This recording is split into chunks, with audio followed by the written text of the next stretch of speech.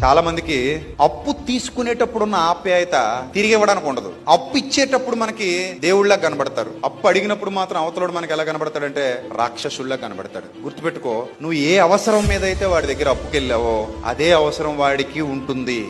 So ఈ రోజు నువ్వు వాళ్ళకి అన్యాయం చేస్తే రేపు పొద్దున్న నీ కుటుంబానికి అదే అన్యాయం తిరిగి వస్తుందేమో. జాగ్రత్త. తీసుకున్నప్పుడు తిరిగి ఇచ్చేయాలి. అది నమ్మకత్వానికి నిదర్శనం. సో అతని దగ్గర నేను ఎలాగైతే తీసుకున్నా, నాకు ఎలాగైతే పిల్లలు ఉన్నారో అతనికి పిల్లలు ఉన్నారు, నాకు ఎలాగైతే భార్య ఉందో అతనికి భార్య ఉంది, నా కుటుంబానికి అవసరతలు ఉన్నట్టే అతని కుటుంబానికి అవసరతలు ఉంటాయి. నమ్మకత్వంతో నేను అడగగానే నాకు ఇచ్చాడు, నేను కూడా అదే నమ్మకత్వంతో నేను అతనికి ఏం చేయాలి? తిరిగి ఇచ్చేయాలి. అయినా డబ్బు కంటే గొప్పది కోట్లు పెట్టినా కొనలేని నమ్మకత్వం. అది నాలో ఉంది. అదే నిన్ను ఎప్పటికీ కాపాడుతుంది. గుర్తుపెట్టుకో, నువ్వు ఎంత నమ్మకత్వంతో ఉంటావో అంత హెచ్చైన స్థితిలోనికి నువ్వు వెళ్ళిపోతావు. ఇదే సీక్రెట్. ఎక్కడైనా సరే నమ్మకత్వాన్ని కాపాడుకో, ఆ నమ్మకత్వమే నిన్ను కాపాడుతుంది.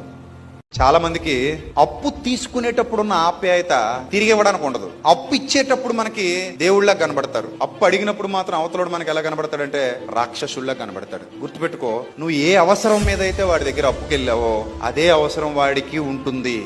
సో ఈ రోజు నువ్వు వాళ్ళకి అన్యాయం చేస్తే రేపు పొద్దున్న నీ కుటుంబానికి అదే అన్యాయం తిరిగి వస్తుందేమో. జాగ్రత్త. తీసుకున్నప్పుడు తిరిగి ఇచ్చేయాలి. అది నమ్మకత్వానికి నిదర్శనం. సో అతని